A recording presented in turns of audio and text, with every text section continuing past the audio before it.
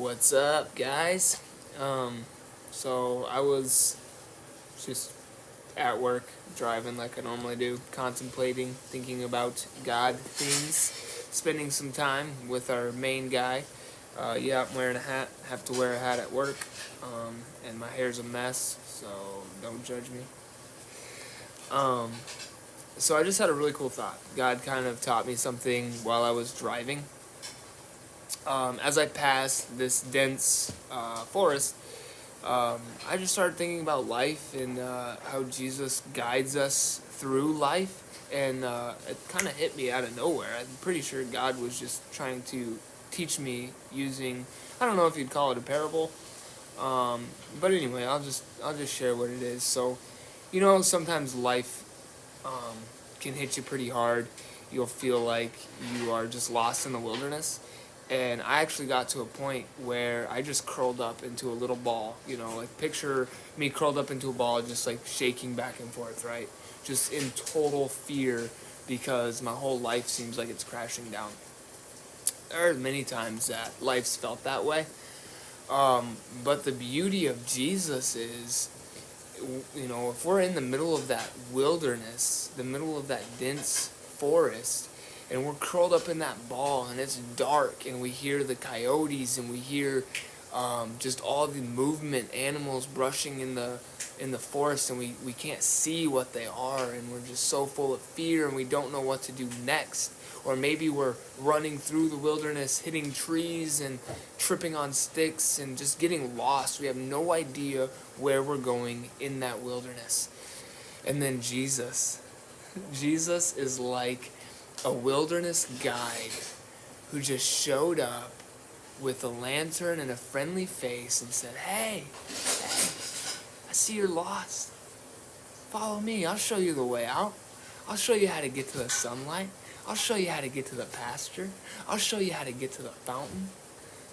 It's just like he guides us and he shows us, and that's what a relationship with Jesus should be. It shouldn't be about rules and regulations. It should be about building a relationship, a personal one-on-one relationship with Jesus and God. Because through the Son, you can know the Father. And I just thought that was so great. I just pictured that. Me in the woods, scared, alone, curled up into my little ball, praying for a miracle. And if you're willing to follow him, Jesus can lead you out of that forest, out of that wilderness, out of your hardship, out of those bills, out of the trouble you put yourself into. And it doesn't matter if you put yourself there. I walked into my wilderness knowing the darkness and evil that was in there. And even though I put myself in that position, Jesus was still willing to get me out of it. And it's not like he had to come in there to get me. He was already in there with me.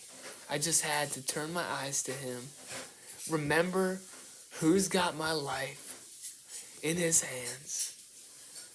And it's so freeing.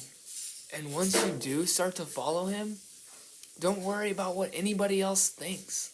Just follow him. If someone rebukes you, don't lose your temper. Be humble. Don't start an argument and rebuke back. Just reflect on it. Pray to God about it. And he will use it as a teaching opportunity for you. A humbling moment for you. So don't be discouraged about what other people say. Because when you follow Jesus, the world is going to hate you. That's just because you're no longer in the world. The reason they don't teach the Bible in school is because if they taught the Bible in school, there would be disciples instead of accountants, instead of mathematicians. The world doesn't want you to know Jesus and the truth behind the gospel and the truth behind who Jesus really is. They want you trapped in this system.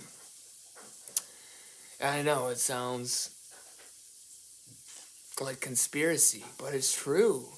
Once you start to follow Jesus, you'll want to sell everything you have just so that you can go and grow closer to him. There's just no way to explain it.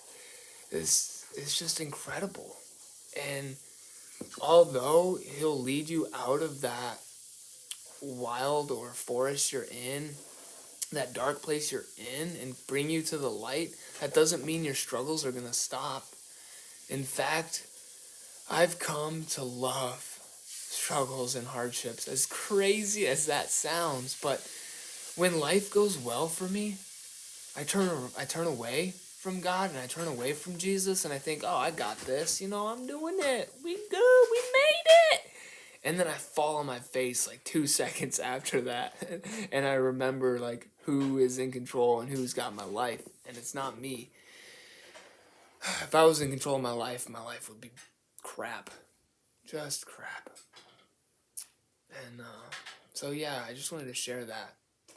It's a relationship. It's not a religion. It's a relationship between you and Jesus and you and God.